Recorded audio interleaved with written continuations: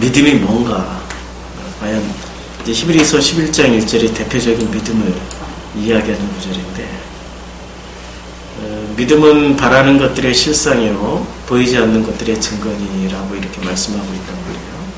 이럴 때 도대체 믿음이 뭔가 라는 생각을 좀 많이 해보는 거죠. 믿음이 뭐죠? 도대체 이 믿음이 뭘까요? 믿음이라는 것은 어떤 대상을 놓고 믿는 것일 수도 있고, 그리고 그 대상이 누구냐에 따라서 기독교인이 될 수 있고 우상숭배자가 될 수 있고 타종교인이 될 수 있는 거죠. 근데 이 믿음이라는 것에는 대상이 반드시 있는 거죠. 무언가를 믿어야 되는데, 근데 우리가 히브리서 11장 1절을 읽을 때는 대상을 과연 누구로 놓고 우리가 믿고 있었냐, 이 구절을. 믿음은 바라는 것들의 실상이요 보이지 않는 것들의 증거니라고 읽을 때는 많은 기독교인들이 이 구절을 어떻게 이해를 했었냐면, 야, 내가 바라는 그 믿음대로 실상이 돼서 나타나고, 그리고 내가 그 열심히 바라는 것들이 보이지 않는 것들의 증거가 돼서 나타나는 거다. 이렇게들 많이 적용을 했던 것 같아요. 그래서 믿는 대로 될지어다, 믿습니다로 될지어다. 우리는 이렇게 생각을 많이 했단 말이에요. 믿음대로 구원받고 믿음대로 축복받고 믿음대로 소원 성취한다라고, 이 구절을 우리는 이렇게 생각하고 있었는데, 과연 이게 맞을까라는 생각을 한번 좀 해보자고요. 그럼 여기서 바라는 것들은 도대체 무엇을 바라는 거죠? 내 속에 있는 어떤 그 소원 성취, 내 속에 있는 것들을 바라는 것들인가요? 믿음이라는 게? 그건 아니죠. 믿음이라는 거는 창조주 하나님만 바라는 거죠. 근데 우리는 이 구절을 오해를 해버렸어요. 창조주 하나님을 바라는 것이 아니라 내 속에 있는 것들을 바라는 거예요. 그러니까 이 믿음이, 이 구절을 하나 가지고 보면은 믿음을 설명하면 이렇게도 설명할 수 있다는 거예요. 믿음에는 나를 실현시키는 믿음이 있고, 근데 오직 창조주 하나님만 바라는 믿음이 있는 거죠. 이 믿음에는 두 가지가 있는데, 그런데 우리는 어떤 믿음으로 살아왔냐는 거죠. 이 기독교의 신앙을 한번 되돌아보면, 이 기독교의 신앙은 여기가 나를 실현하는 쪽에 가까웠을까요? 기독교인들이 말하는 믿음은 창조주 하나님만 바라는 그 믿음에 가까웠을까요? 전자가 강했죠. 사실은 나를 실현하기 위해서 하나님을 이용해 먹은 거죠. 그 믿음이라는 것조차. 그러니까 믿음이라는 단어도 우리는 아주 불순물을 제거를 해야 되는 거예요. 100%의 순수한 것은 오직 창조주 하나님밖에 없는데, 나는 절대 100% 순수하지가 않거든요. 나는 절대 100% 순수하지가 않습니다. 그런데 그 나를 실현하기 위해서 하나님이라는 믿음을 가져버린 거예요. 그게 지금 이 모습을 우리는 뭐라고 이야기할 수 있냐면, 이건 종교라고 이야기하고, 창조주 하나님만 바라고 그 창조주 하나님만 실상이 되는 것을, 우리는 이것을 기독교라고 이야기할 수 있는 거죠. 이걸 좀 더 나가면 복음이라고 말할 수 있는 거죠. 이게 복음이다 라고 말할 수 있는 거죠. 근데 우리는 실제로 이 신앙을 그렇게 배워본 적이 없는 거예요. 이것만 배우고 살아왔어요. 그래서 교회 가자마자 제일 먼저 배우는 게 뭡니까? 기도부터 배우죠. 기도부터 왜 배울까요? 아니, 기독교회에서 제일 먼저 배워야 될 게 기도입니까? 예배입니까? 예배부터 배워야죠.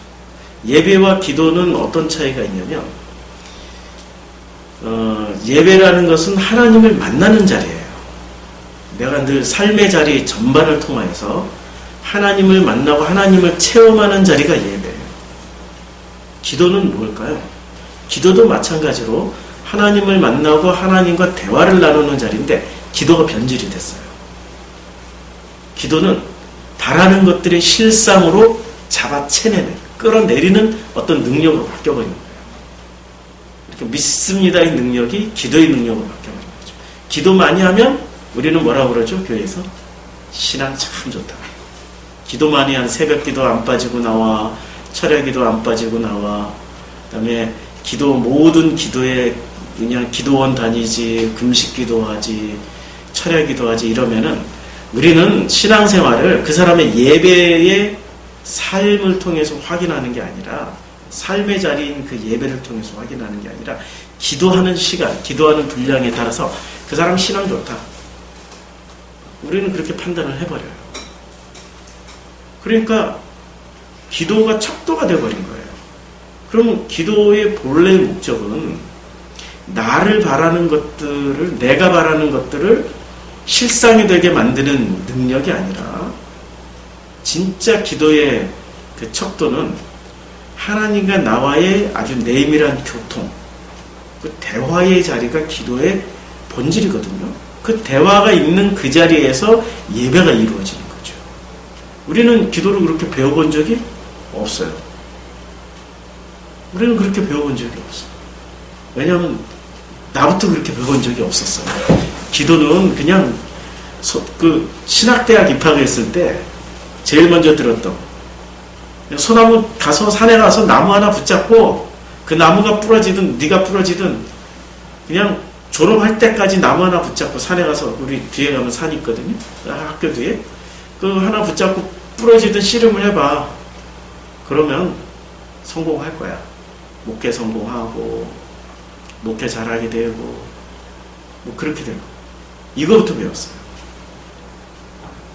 그래, 기도를 하는 목적이 소원 성취, 뭔가를 이루어내고자 하는 그런 것들로, 심지어는 신학대학에서도 그렇게 배워버렸단 말이에요. 그리고 그 기도에 기도를 왜곡시키는 가장 큰 공헌을 하신 분들 중에 또 위대하신 조용팔 목사님 계시죠. 그분이 여의도 순복음교회 같이 전 세계에서 제일 큰 대형교회를 세울 때 그분은 하루에 8시간을 기도하신다고 그랬잖아요. 새벽 기도에 하루 종일 기도하는 시간 다 합치면 8시간 그 기도의 능력. 그래서 외국에서 목사님들이 그 여의도 순복음교회를 세웠던 조 목사님 포함해서 또 최자실 목사님, 최자실 목사님도 많이 찾아왔어요. 이런 최자실 목사님에게 미국 목사님들이 찾아가면 최자실 목사님 키가 작아요. 미국 사람들 키가 크잖아요. 미국 목사님 딱 벽에다 세워놓고 최자실 목사님 키가 작은데 그분들 어깨에다 머리에다 팍팍 치면서 믿습니다, 기도 할렐루야 아멘 하는데, 그러면 기도의 능력을 받고 그분들도 그 기도의 능력으로 말미암아서 목회 성공, 교회의 성장을 뭐 이루었다. 이런 그 전설 같은 이야기들이 있어요. 아프리카에서, 제가 이제 아프리카에 있어 보니까 아프리카에서 수많은 그 목회자들이 제일 먼저 뭐부터 배우냐면 기도부터 배워요. 그리고 그분들의 기도의 롤 모델이 누구냐면 조용기 목사님이십니다. 아프리카 사람들이 한국의 대통령이 누군지는 몰라요. 그런데 아프리카의 기독교인이라고 하면은 조용기 목사님 다 아세요. 그만큼 유명하시고 위대하신 분이세요. 근데 그분들이 그 조용기 목사님의 위대함을 능력을 갖다서 끌어쓰는 거예요. 기도. 그 능력을 배우고 싶어서 조용기 목사님을 아주 높여놓은 거죠. 그러니까 기도는 내가 바라는 것들의 실상이 되어서는 안 되고 하나님의 바라는 것들의 실상이 믿음이 되는 게 목적이 되어야 되는 거죠. 주어는 믿음은 할 때 이제 주어가 빠졌어요. 지금 믿음은 할 때. 이 구절에 믿음은 바라는 것들이 실상이, 누가 바라는 것들의 실상이 되어야 되는 거죠. 보이지 않는 것들의 증거가 되어야 된다. 근데 누가, 이 주어가, 헬라어에는 주어가 없을 수가 없어요. 그렇죠. 헬라어는 반드시 주어가 들어가야 돼요. 헬라어에는. 근데 헬라어에 이제 우리 여기서 헬라어를 한번 볼까요? 히브리서 11장 1절. 헬라어 나는 모르는데요. 걱정하지 마세요. 헬라어가 여기 다 이렇게 번역이 돼서 나왔으니까. 자, 믿음은 할 때 명사, 주어, 역격, 단수 이렇게 되어 있습니다. 그러니까 이 헬라어에서 믿음이라는 이 피스티스 자체가 주격이 됐어요. 그러니까 어떤 사람이 주어가 된 게 아니라 믿음 자체가 그냥 주어가 돼버린 거예요. 그러면 헬라어에서 믿음이라는 이 명사를 주어로 썼을 경우 사람을 주어로 쓰지 않고 지금 이 믿음이라는 단어를 주어로 썼을 경우에는 어떤 의미를 가지냐? 우리는 이렇게 생각할 수 있는 거죠. 이 믿음이라는 것 자체가 주어면은 이 믿음이라는 주어를 취할 수 있는 보이지 않는 주어가 있다라는 거예요. 왜 이것을 이렇게 중간 형태로 놔뒀을까? 하나님이 바라는 믿음은 이렇게 해버리면 참 쉬운데, 아니면 사람들이 가져야 되는 믿음은 이렇게 어떤 그 보이지 않는 주어를 탁 취해놨으면 좋은데 왜 이렇게 해놨을까요? 성경은 있잖아요. 놀랍도록 감추어놨습니다. 주님이 오셔서 그렇게 말씀하셨어요. 나로 인하여 실족하지 않는 자는 복이 있다. 성경은 때로는 걸려 넘어지게 하는 돌일 수도 있다라는 거예요. 성경의 뜻을 잘못 해석하면 걸려 넘어지는 돌이 되고, 성경의 뜻을 제대로 알게 되면 살리는 복음이 되는 거죠. 그러니 이런 11장 1절을 가지고 믿음을 나 중심으로, 나의 믿음은 이제 나를 주어로 놓을 경우는 이렇게 나가는 거죠.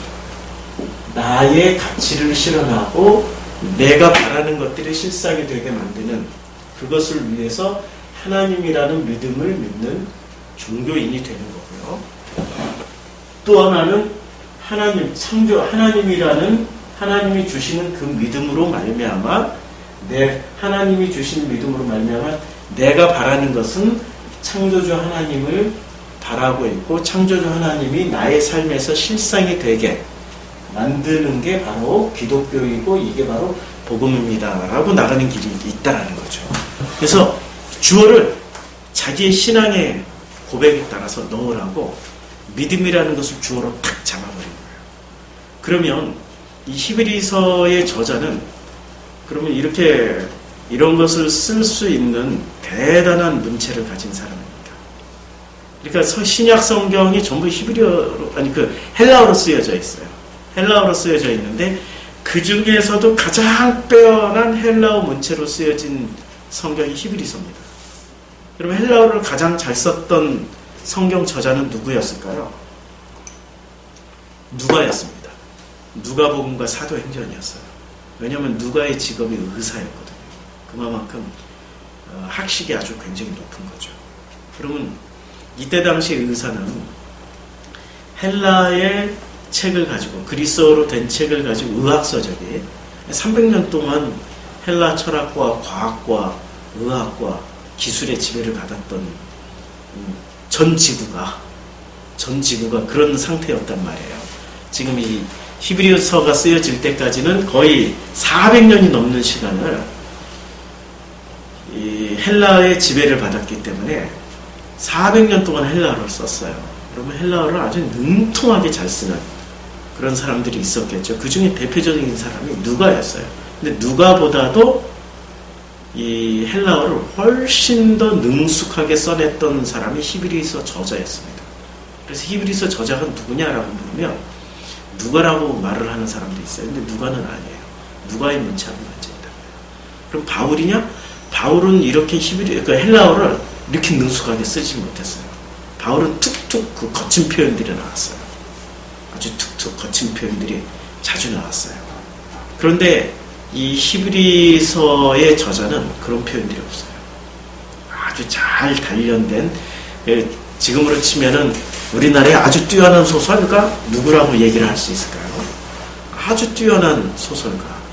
제가 좋아하는 소설가로 이야기를 한다면 김은이라는 작가의 소설 문체 같은, 아니면은 시인 고은의 그런 문체 같은, 그런 유려하고 부드럽고 이런 것을 다 갖췄어요. 근데 이런 저자가 믿음이라는 그 명사, 피스티스라는 명사를 탁 앞에다 놓고 이걸 주어야 라고 했을 때는 의도가 있는 거죠. 그는 이 믿음을 대하는 우리들을 역으로 테스트해보는 거죠. 역으로. 자, 그러면 이 믿음이라는 것을 이 믿음을 그러면 기독교는 어떻게 받아들였을까? 이게 지금 히브리서가 쓰여질 때가 상당히 그 모든 그 복음서가 다 쓰여지고 나서 그 다음에 계시록이 쓰여지고 그 계시록 사도 요한이 돌아가시고 나서 어떤 그런 후에 쓰여졌다라는 설이 있어요. 그러니까 굉장히 후대에 쓰여진 거죠. 한 100년 이후부터 한 200년 사이에 그 정도에 쓰여졌다고 보면은, 자, 이 믿음이라는 것들을 사람들이 어떻게 해석을 했냐면은, 우리는 이렇게 이 믿음이 왜 필요했을까? 그러면 이 믿음에 보면은, 자, 히브리서는 아주 우리가 생각하기에 보통 그냥 편안하게 읽을 수 있는 그런 상황에서 히브리서를 읽을 수가 없었어요. 어떤 상황에서 읽었냐면은, 히브리서는 굉장히 박해를 받는 그 시절에 읽게 된 성경입니다. 히브리서 11장에 이게 나오나요? 제가 지난번에 얘기를 했는데도 또 다시 읽으려니까 또 찾을 수가 없네요. 히브리서에 보면은 히브리서의 기본 패턴이 이제 그 박해를 받는 그런 상황에서 쓰여진 거죠. 근데 박해를 톱으로 잘리는, 그리고 뭐 아주 잔인하게 묘사를 다 해놨어요.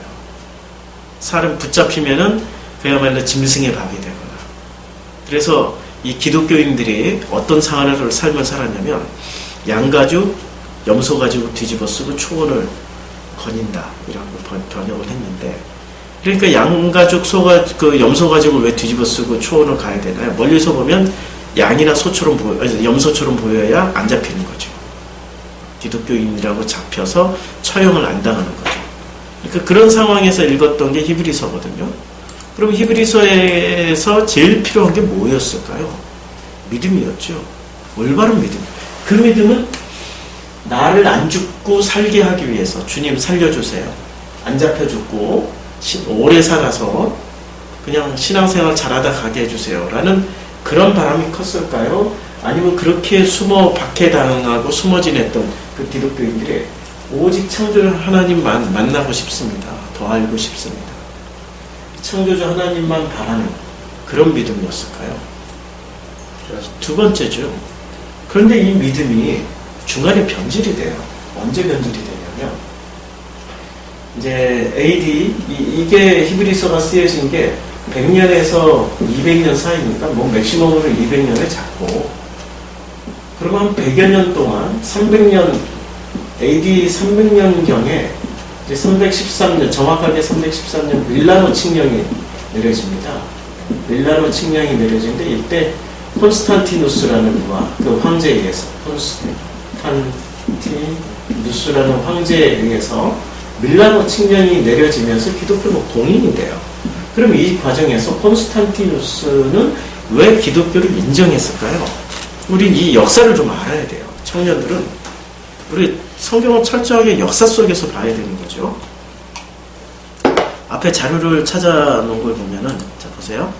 이 사람이 그 콘스탄티누스입니다. 이제 동상을 보면은 굉장히 권위 있게 생겼죠. 제가 그리스 박물관에 가서 봤고, 또 이 사람을 알바니아라든지 동유럽에 가도 그때가 다 로마 지역이었어요. 마케도니아도 로마의 지역이었고, 그래서 또 제가 이탈리아 가서도 이 사람 흉상은 어디 가나 있더라고요. 이렇게 생긴 이 흉상이, 이건 이제 상부만 있는 걸 흉상이라고 그러잖아요. 근데 이 사람의 그 동상을 보면 굉장히 권위 있게 생겼죠. 그런데 좀 고집스럽게 생기지 않았나요? 좀 고집 있고 권위 있고. 이 사람이 왜 기독교를 공인했을까요? 신앙심이 있어서 공인을 했을까요? 아니면은 기독교를 이용해서 어떤 목적 달성을 하려고 기독교를 공인했을까요? 우리는 그 부분에 대해서 질문을 던지지 않았어요. 왜냐하면 박해받던 기독교가 드디어 박해를 면하고 이 로마 제국 전역에 실세로 부각하는 데 큰 역할을 해줬고, 그래서 이 대제라는 대황제라는 콘스탄티누스 이름에는 꼭 대제가 있는데 이걸 대황제죠. 대황제라는 칭호는 사실 누가 받아야 될까요? 로마의 역사를 통틀어서 가장 성군이었던 최고의 황제였던 그 아우구스티누스라든지 아니면은 이런 그 뒤에 아우구스티누스, 옥타비아누스 뭐 이런 같은 인물이네. 이런 사람들이 사실은 로마를 하나로 통일을 시켰거든요. 이런 사람들이 대제라는 칭호를 받아야 되는데 대제가 아니에요. 이 콘스탄티누스만 대제라는 칭호를 받았어요. 이 대제라는 칭호를 누가 줬을까요? 로마의 국민들이 줬을까요? 후대의 기독교인들이 계속 그 명칭을 썼을까요? 후대의 기독교인들이 공식적으로 대제라고 부르다 보니 그냥 굳어져 버린 거예요.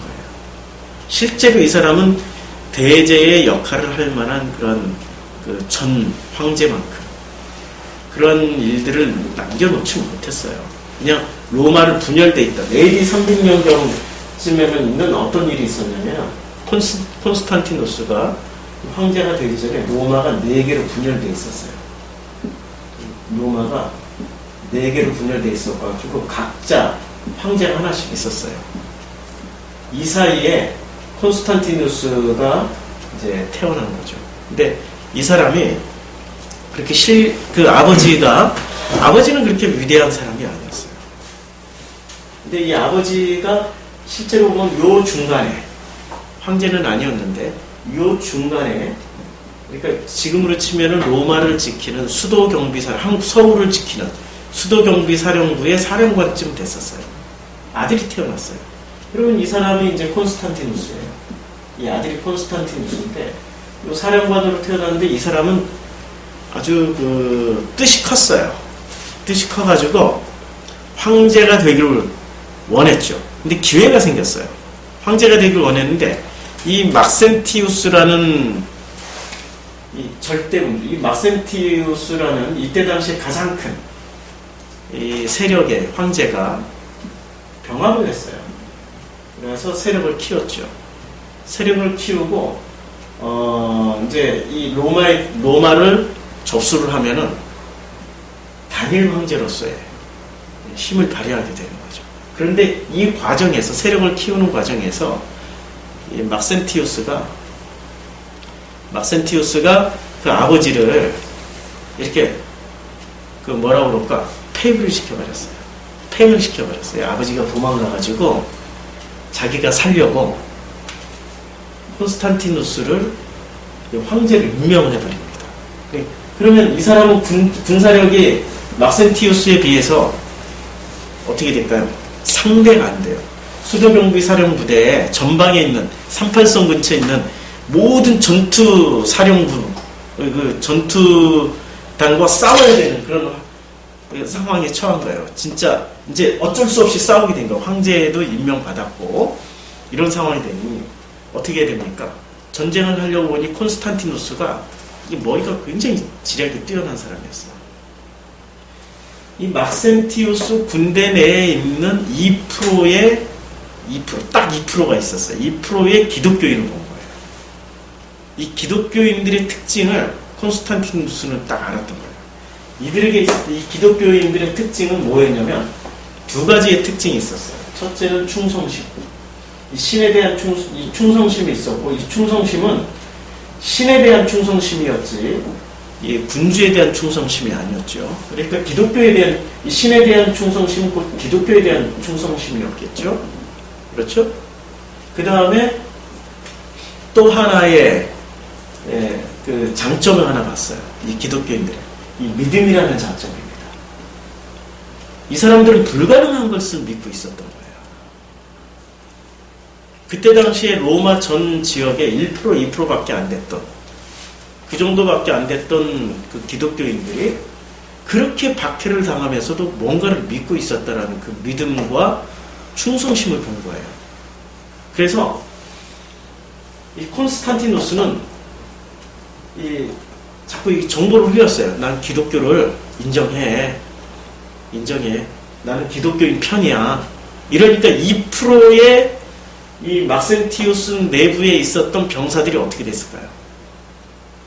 결집을 하기 시작하는 거예요.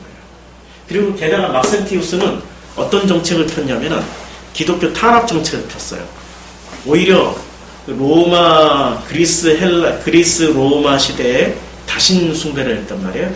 더욱더 다신 숭배를 강화한 거예요. 그러니까 이 막센티우스 내에 있었던 2%의 기독교인들이 어떻게 했을까요? 반란을 일으킨 거예요. 전쟁도 하기 전에 게임이 어떻게 됐을까요? 끝나버렸어요.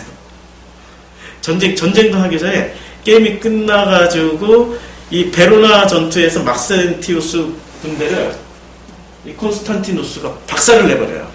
이 알프스를 넘어가지고 리노전도 베로나 전투에서 막센티우스 이 알프스를 넘어서 막센티우스 군을 박살을 내요. 그래서 밀비우스 다리 전투에서 막센티우스를 전사를 시키고 제국의 서부 전선을 다 접수를 해버렸어요. 접수를 해버림으로 말미암아서 콘스탄티누스가 확실한 힘을 가지게 된 거죠. 그러니까 이 콘스탄티누스가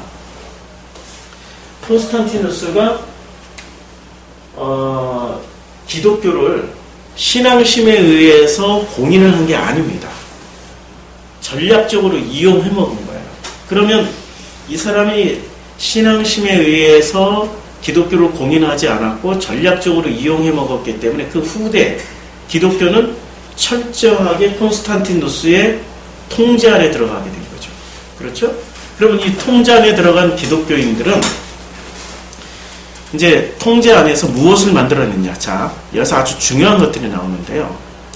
밀라노 칙령이라는 게 있어요. 밀라노 칙령을 한번 읽어볼까요?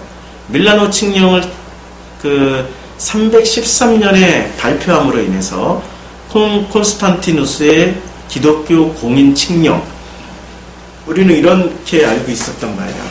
근데 이 밀라노 칙령이라는 이 내용을 잘 읽어보면 있잖아요. 밀라노 칙령이라는 게 기독교를 박해하지 않는다, 공인한다가 아니라 기독교를 인정한다, 이런 수준이었어요. 근데 기독교인들은 이것을 어떻게 했냐면 제국 내의 기독교로서 공식적인 종교로 취한다, 이렇게 인정을 한 거예요. 그냥 기독교라는 것을 제국 내 수많은 다신교 중에 하나의 종교로 인정을 하고 더 이상 박해는 안 한다, 이 정도 수준이 밀라노 칙령의 내용이었어요. 나중에 이거 리그베다라든지 위키백 요게 출처가 어디서 나왔냐면은 리그베다하고 제가 두 가지의 문서를 참조했어요. 이게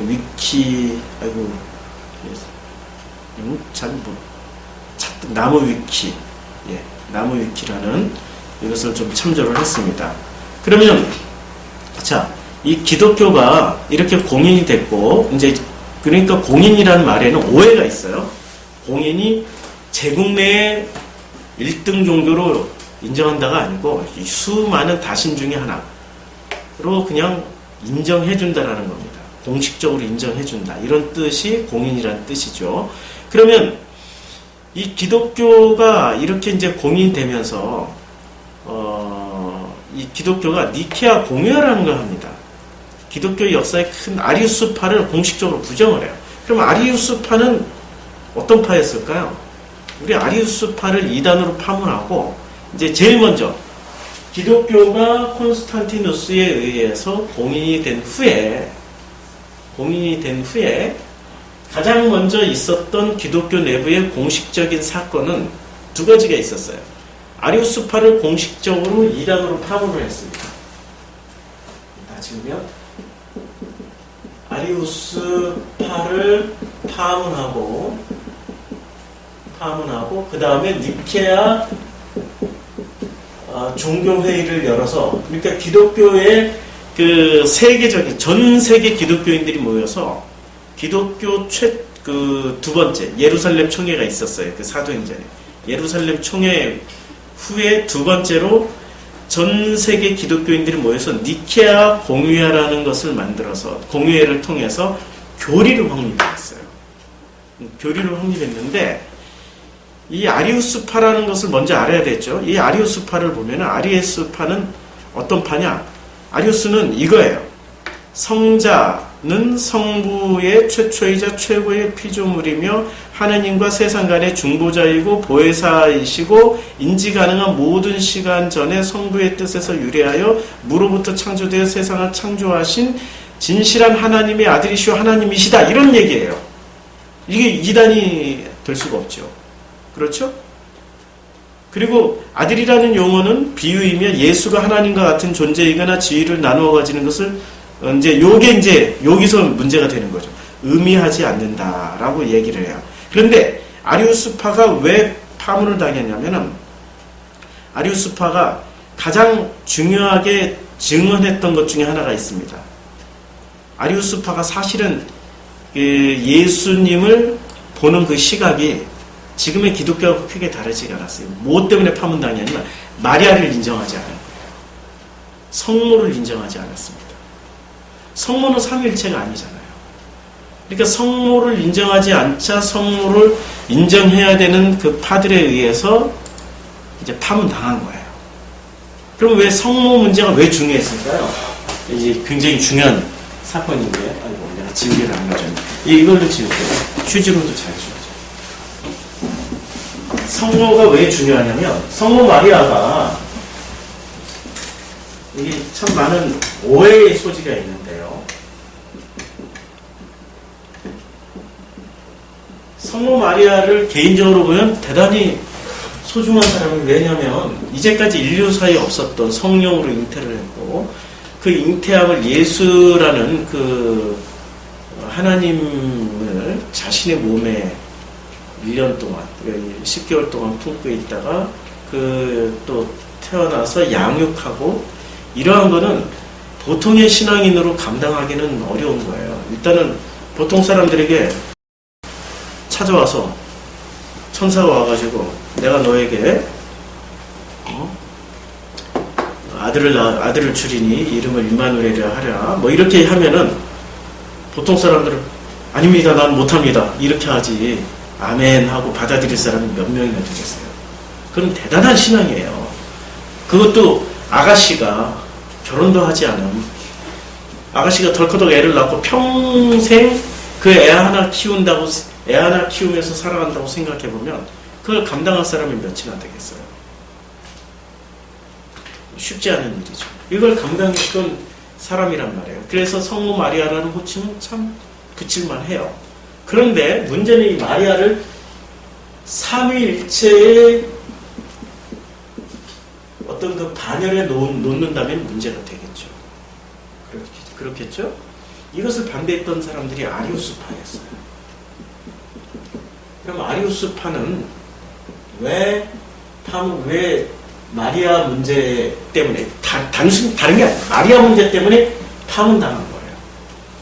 이 아리우스파는 마리아는 인간일 뿐이다. 어떻게 마리아가 신격화될 수 있느냐? 아니다.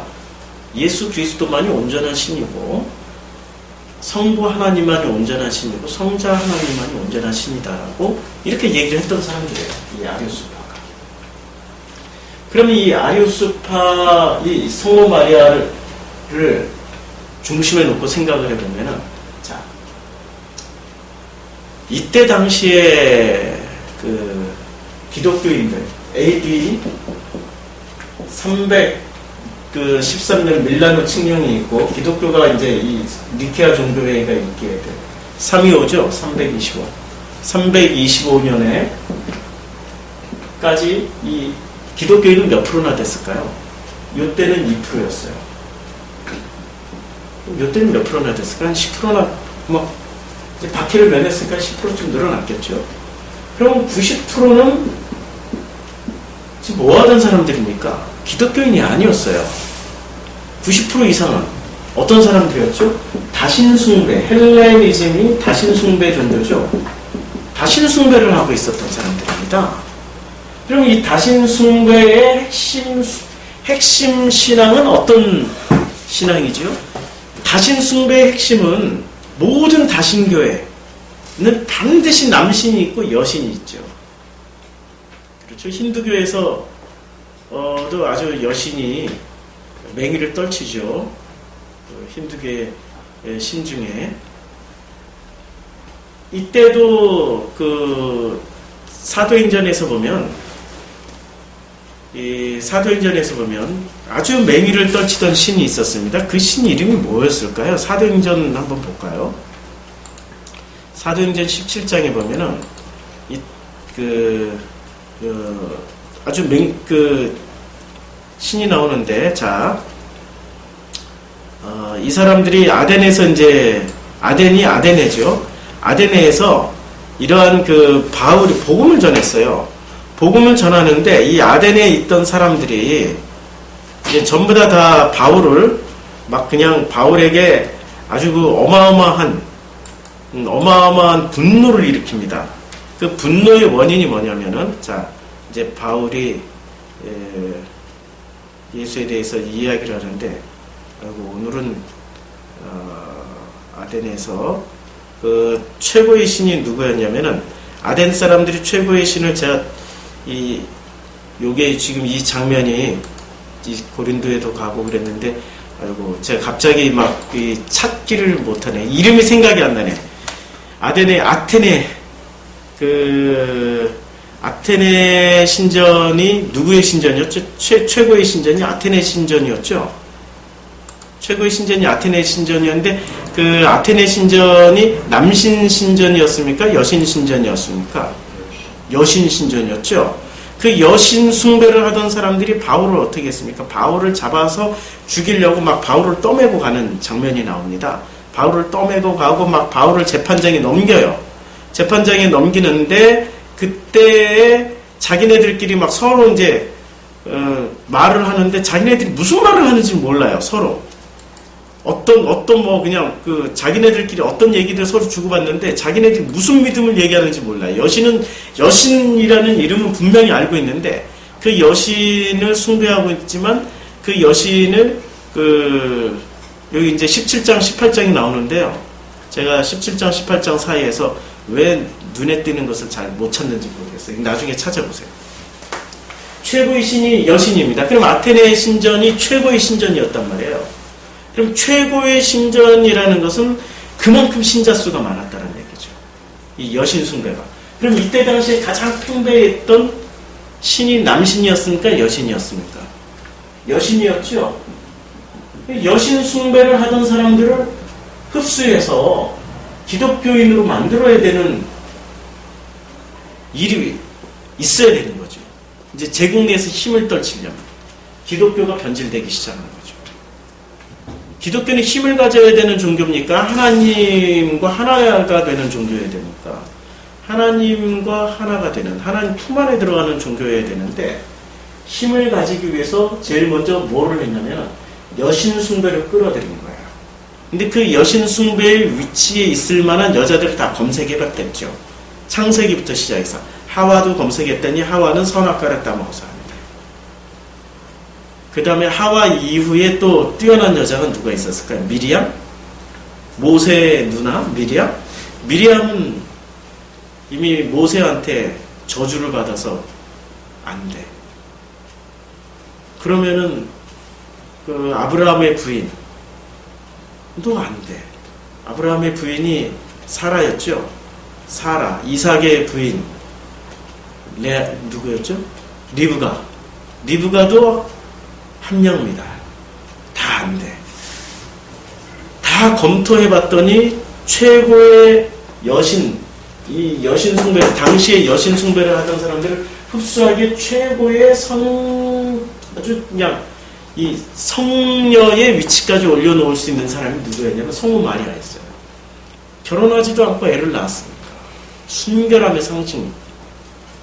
그러니까 이 다신 숭배자들을 기독교인으로 끌어들이기 위해서 성모 마리아를 신격화시킬 수밖에 없었던 거죠. 이때 당시에 이 헬레니즘을 이해를 하면은 이제 답이 나오는 거죠. 그래서 제일 먼저 아리우스파를 파문한 거예요. 그럼 이 아리우스파는 어떻게 됐냐? 아리우스파는 동쪽까지 왔어요. 중국까지 와서 중국의 경교라고 지금으로 치면은 우리 한국에 있는 기독교만큼 교회를 세워버렸어요. 원나라 시대에. 굉장히 많이 이 중앙아시아부터 시작해서 동아시아까지 기독교가 한번 쫙 1000년 전에 쫙 퍼졌습니다. 전 세계에.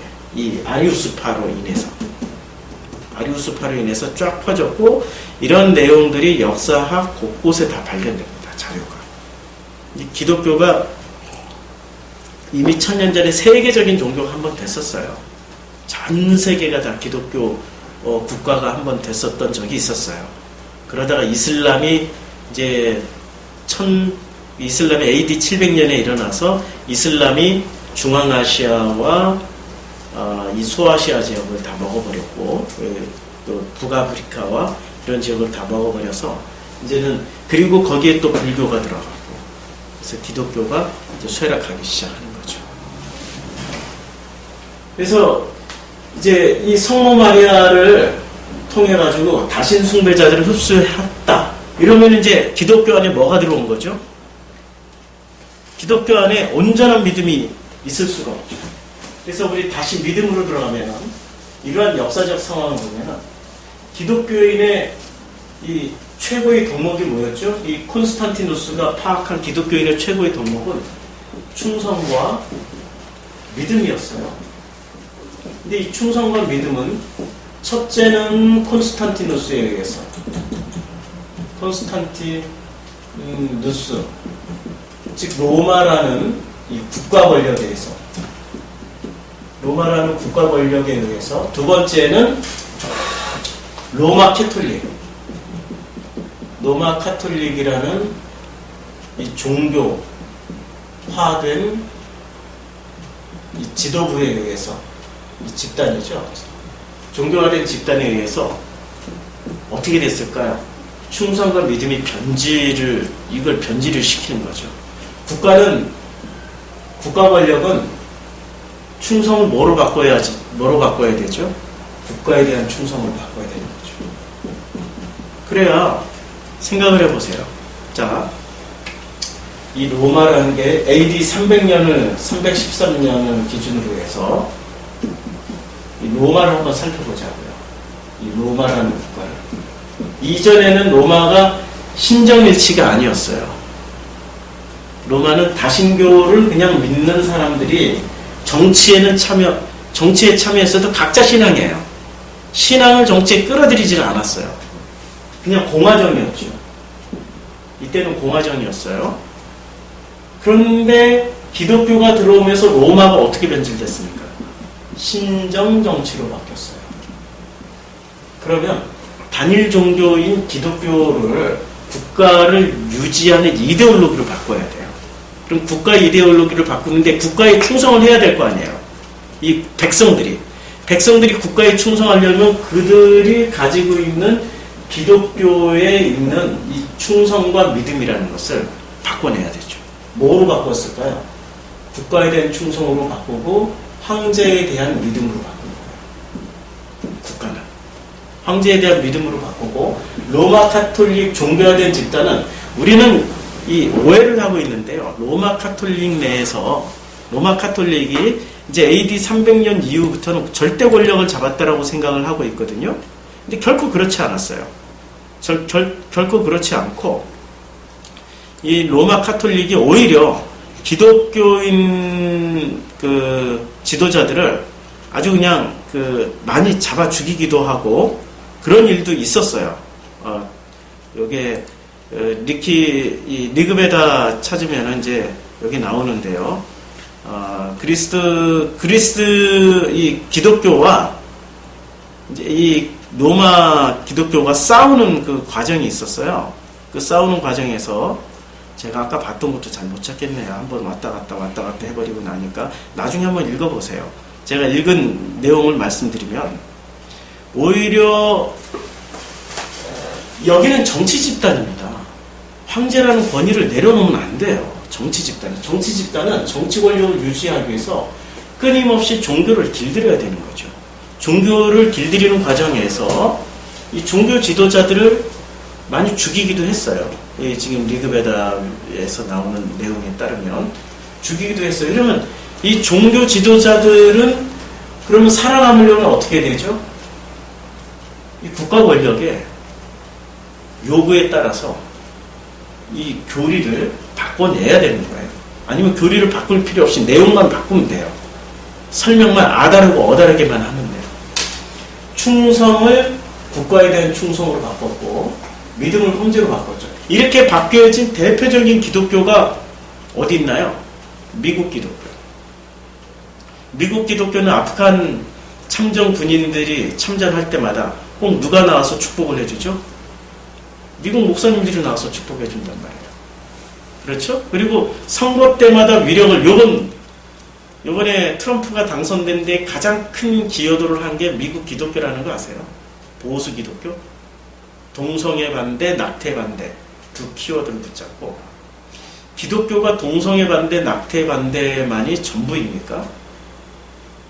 아니죠. 기독교의 최고의 키워드는 하나님, 예수 그리스도, 그 복음이 최고의 키워드가 돼야 되는데 이번 선거에 이용당한 최고의 키워드는 힐러리가 떨어지고 트럼프가 당선된 최고의 키워드는 무엇이었냐면 동성애 반대, 낙태 반대, 이슬람 반대였어요. 이 세 가지의 키워드를 트럼프가 잘 활용한 거죠. 그래서 보수 기독교인들이 결집을 한 거예요. 그러면 이 기독교, 미국의 국가 권력은 지금 미국의 트럼프라는 어떤 이제 국가 권력을 곧 잡을 거니까 미국의 이데올로기 집단은 미국의 기독교를, 이 로마 카톨릭을 바꾸죠. 미국 기독교를 종교화된 집단으로 만들어내는데 키워드를 딱 세 개로 잡았어요. 낙태 반대, 동성애 반대, 그리고 이슬람 반대. 그럼 한국 기독교, 보수 기독교 아세요? 저한테도 막 문자가 엄청 오는데요. 이런 문자가 와요. 불과 이틀 전에 제가 문자를 받았는데 문자 받은 거 제가 사진으로 이렇게 다운로드 받아놨어요. 사진으로 다운로드 받아놨는데 좀 놀랍죠. 사진으로 다운로드 받아놓은 것을 시간 순이 아니라 사진 중에 앨범. 이게 이제 제 기계마저도 이걸 뭘 보려고 그러면은 참 찾을 수 없게. 아이고 주여, 제가 요새 왜 이러는지 모르겠네요. 뭐 하나도 이렇게 제대로 찾아놓은 게 없네. 아이, 그냥 여기 자 이쪽에서 다운로드 받아놓은 거 한번 보여드릴게요. 예, 여기서 보면은 다운로드 받아놓은 게 있는데 여기서 보면은 이제 저에게 막 무차별로 모든 사람들에게 무차별로 오는 내용들입니다. 이게 이 사진이 적화되면 천만처형, 천만탈출, 3천만노의 비상계엄 선포, 예수, 지저스 크라이스트, the way, the truth, the life 해서 예수 십자가 해놓고 뭐 이런 문자를 무차별로 준전시 상황, 비상계엄 준비, 종북적파, 언론 추방 뭐 그리고 또 이게 적화되면 천만처형, 천만탈출 아주 진짜 잔인한 사진들 많이 올려놓고 북한 막 선전선동하는 거죠. 하나님 아버지 도와주세요. 이게 믿음일까요? 신앙일까요? 아니면 이건 이데올로기일까요? 이데올로기죠. 이건 신앙이 아니에요. 이데올로기. 국가 권력은 끊임없이 종교를 이데올로기를 전락을 시켜야 돼요. 왜 그래야 되죠? 국가를 유지하기 위해서는.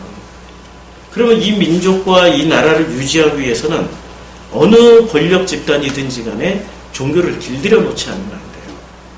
이 땅에 가장 보수적인 집단 5을 꼽으라면 무엇을 꼽을 수 있을까요? 보수가 돼야 돼.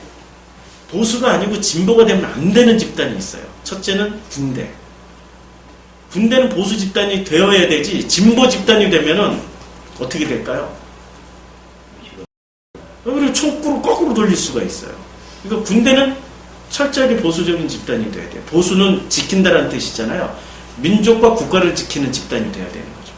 두 번째는 뭐가 가장 보수적인 집단이 되어야 되죠? 교육. 교육이 보수적인 집단이 되어야 되는 거죠. 그래야 이 민족의 역사와 국가의 역사를 천년 후에도 전할 수 있는 그런 교육을 해야 되는 거죠. 그래서 교육은 가장 비민주적인 집단이 될 수밖에 없어요. 군대와 교육은. 또 하나는 종교입니다. 그러니까 군대, 교육, 종교 이 세 가지는 반드시 보수화를 시켜야 돼요. 왜? 그럼 종교는 왜 들어가야 될까요? 자, 사람이 전쟁 나갈 때 민족과 국가를 위해서 나갑니까? 막판 총알 날라고 목숨이 걸린 자리에서는 하나님 살려주세요. 알라요. 나를 지켜주시옵소서. 이러고 나가죠. 그렇죠? 마지막 사람이 생명이 끊어지는 그 전쟁의 자리에서는 종교만이 힘을 발휘합니다. 국가와 민족도 아니고 종교만이, 자기 목숨이 걸린 자리엔 종교만이 힘을 발휘하기 때문에 전쟁터에서 가장 힘을 발휘하는 것은 막판, 사람들은 자기 머릿속에 들어가 있는 대로 자기 믿음대로 살게 돼 있어요. 그 믿음의 최종 보루는 어디냐 하면은 종교예요. 그래서 국가는 절대 종교를 진보적으로 놔두면 안 됩니다. 반드시 길들여 놔야 돼요. 콘스탄티누스가 그걸 알았어요. 기독교인들이 삽시간에 퍼져나가는 것을 보고 기독교를 길들여 놓지 않으면은 기독교가 어떻게 될까요? 문제가 생기겠죠. 그러니까 콘스탄티누스는 니케아 종교회의를 할 때 기독교 내부에 덕망 있는 학자들 중에서도 누구를 뽑았을까요? 국가의 충성 믿음으로 기독교 교리를 만들 사람들을 먼저 뽑았겠죠. 나머지 학자들은 어떻게 했을까요? 뽑질 않았어요. 간단해요. 안 뽑으면 돼. 어용학자들을 뽑아서, 어용신학자들을 뽑아서 교리를 큰 물꼬를 돌려버리면 돼요. 기독교에서 뭐로 돌리면 돼요? 종교로 돌려버리면 돼요. 어차피 종교화시키려고 뭐를 끌어들였어요? 여신숭배 사상을 끌어들였단 말이에요. 여신숭배 사상을 끌어들이고 종교화를 시켜버렸어요. 그래서 이 종교화된 기독교를 제국 내에 복속을 시켜야 돼요. 제국 내에 복속을 시키려면 콘스탄티누스는 신학 자체를 먼저 바꿔내야 돼요. 그 이전에 박해당하면서 신앙생활했던 그런 순수한 신앙이 아니고 제국이 주물러서 사용할 수 있는, 군대 내에 있는 그 모든 군사들이 이제는 알라의 이름으로 나가든 여호와의 이름으로 나가든 아니면 아테나 신의 이름으로 나가든 상관없어요. 바알 신의 이름으로 나가든 그 전쟁터에서 마지막에서는 알라 그만하고 죽든지 바알이여 나를 지켜, 아테나 신이여 나를 구원하소서 이러고 죽든지 상관없어요. 전쟁에 나갈 때 강력한 군대를 만들기 위해서는 통일을 시켜야 되는 거예요. 그래서 콘스탄티누스의 또 다른 별명이 뭐죠? 통일, 단일화. 이 단일화에 제왕이었어요. 국가를, 제국을 4개로 분열되어 있던 제국을 4개에서 6개로 분열됐다가 다시 하나로 통일시킨 통일이고, 이 종교와 정치를 단일화를 시켜버렸어요. 이 사람이. 그러면 이 대제라는 이름을 누가 붙여줘야 되죠? 기독교인들이 붙여줘서는 안 되는 거죠. 근데 기독교인들이 끊임없이 대제라고 불렀어요. 왜? 공인 하나만 놓고, 그것만 놓고 나머지의 사실들은 다 묵사발 만들어버린 거죠. 기독교 왜곡사예요. 사실은 기독교 왜곡사의 첫 근원지가, 공식적인 기독교 왜곡사의 첫 근원지가 콘스탄티누스였습니다. 그럼 그 이후의 기독교는 이런 독소적인 조항들이 들어가 있기 때문에 기독교는 두 가지의, 하나의 혜택을 누리고 하나의 상실을 얻은 거예요. 하나의 혜택은 뭐죠? 국가가 얼른 기독교를, 어느 국가든지 기독교를 공인해 주는 거예요. 기독교인들로 군대를 만들었더니 와, 이거는 무슨 그냥 천국 확정돼 있고 가서 신부님이, 목사님이 가서 기도만 해주면 목숨 걸고 싸우더라. 강력한 군대를 만들 수 있기 때문에. 그 강력한 군대의 원형을 누가 보여줬어요? 십자군이 보여줬죠. 십자군이 보여줬죠. 그리고 또 강력한 군대의 원형을 또 누가 보여줬어요? 이슬람 군대가 보여줬잖아요. 신앙심으로 무장한 군대일수록 가장 강력한 군대가 돼요. 이슬람 군대나 십자군이나 신앙심으로 무장했기 때문에 자기 목숨 두려워하지 않고 칼날이 나와도 자기 모가지 잘려줘도 자기는 천국 가니까. 영원한 내세가 보장돼 있으니까. 그래서 기독교 신앙을 채택을 하는 거예요. 다신교 가지고는 다신이 있을 때는 신정정치가 불가능해져요. 근데 유일신으로 하나의 종교로 통일해버리니까 신정정치도 강인. 신정정치는 어쩌면 로마 상황에서는 더 쉬운 거예요. 중세시대 때는 이게 이제 혼란기, 이 권력이 약해지니까, 이 정치 권력이 약해지니까 종교 권력이 힘을 발휘했던 게 중세였지만, 로마 시대 때는, 로마라는 이 강력한 권력이 있을 때는 권력이 종교를 길들일 수가 있었거든요. 그러니까 강력한 충성심이 바탕이 된 군대를 만들어낼 수 있고, 그 백성을 만들어낼 수 있고, 황제에 대한 강력한 신뢰, 믿음을 가진 백성들을 만들어낼 수 있는 이데올로기의 딱이었죠. 이것을 후대의 국가들이 차용하기 시작한 거예요. 차용. 그리고 기독교가 짧은 시간 안에 대한민국에서 이렇게 10%로, 20%로 성장을 하게 된 배경이 뭘까요? 자, 제가 수수께끼 낼게요. 노태우 대통령 이후로 지금까지 그 대통령 중에 기독교인이 몇 명이었을까요? 김영삼 대통령 장로, 그 다음에 노무현 장로 아니에요. 노무현은 신앙이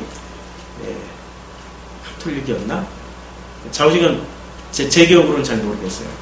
그런데 김대중 대통령 확실한 카톨릭 신자였습니다. 그분의 일기를 보면 하나님이 나에게 이런 막중한 자리를 주었다. 나는 매일 기도하면서 이 백성, 이 나라와 민족을 위해서 무엇을 하실 것인가 매일 주님 앞에 묻는다. 신앙인이었어요. 그 다음에 이명박 대통령 기독교인 맞죠? 그렇죠. 박근혜 대통령은 불분명하죠. 온갖 종교가 다 섞여있는 좌우지간 종교인이야. 근데 기독교인이라고는 할 수는 없어. 온갖 종교가 섞여있는. 자, 5명의 대통령 중에 기독교의 신앙을 가졌던 사람들이 절반이 넘어요. 지금 20%의 기독교인이 막강한 힘을 발휘하고 있었죠. 한때 국회의원의 70%가 기독교인이었다는 거 아세요? 한때 기독교인의 70%가 기독교인이었어요. 근데 그들이 이 국가를 정말 신실한 어떤 신앙인의 원형으로 바꿔냈습니까? 아니면 더욱더 국가에 충성하고 국가의 그 자기에게 대한 신뢰를 쌓는 대로 기독교를 이용해 먹었습니까? 우리 지나간 역사에서 다 봤단 말이에요. 종교가 이제는, 기독교는 이러한 것을 보면 더 이상 기독교, 복음이라는 그런 길로 가는 게 아니라 종교, 그리고 나숭배의 길로 가버린 거죠. 그 가버린 결과, 그러니까 전임 그 기독교인들이 1, 2, 3, 4대까지 그 폐해로 말미암아서 나숭배의 최고 정점인 우상숭배인 무당국가로 들어가 버린 거죠. 지금의 결과. 무당 정치가 가능해져 버린 거예요. 자기 숭배자들로 가득 차 있는 데서는 무당 숭배가 가득. 진짜 복음이 회복되면 무당 정치는 있을 수가 없죠. 진짜 진리가 회복된 데서는 그런 게 있을 수가 없죠. 이런 게 판을 치고 이런 것을 아직도 믿고 있는 기독교인들이 엄청 많다라는 거예요. 이런 사진에서 나와 있는 것들을 보면은 이런 것들을 참 안타까운 거죠. 그래서 히브리서 11장 1절 다시 돌아와서 이제 마무리를 좀 짓죠. 히브리서 아니구나. 히브리서 11장 1절에 믿음은 바라는 것들의 실상이다. 누가 믿는 믿음이어야 되는 거죠? 이 믿음은 내가 믿는 믿음이어야 되는 겁니까? 아니면 하나님의 믿음이어야 되는 겁니까? 하나님의 믿음이어야 되는 거죠. 그렇죠. 하나님이 믿는 믿음은, 그러니까 우리 창조주를 바라는 이 믿음은 창조주를 바라는 것들의 실상이요, 창조주의 모든 보이지 않는 것들의 증거라고 믿는 게 믿음이어야 되는데, 믿음은 내가 원하는 것들이 실상이 되는 것이 믿음이 되고, 내가 간절히 원하는 소망하는 보이지 않는 것들이 증거가 되어서 나타난다면은 이건 굉장히 문제가 있는 거죠.